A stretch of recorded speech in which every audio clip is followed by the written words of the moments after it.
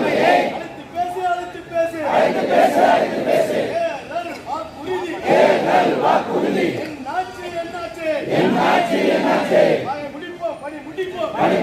பணி முடிப்போம் மாநில நிர்வாகிகளை அழைத்து பேச மறுப்பாயானால் 2026 சட்டமன்ற தேர்தலை புறக்கணிப்பு செய்திடுவோம். தமிழக அரசே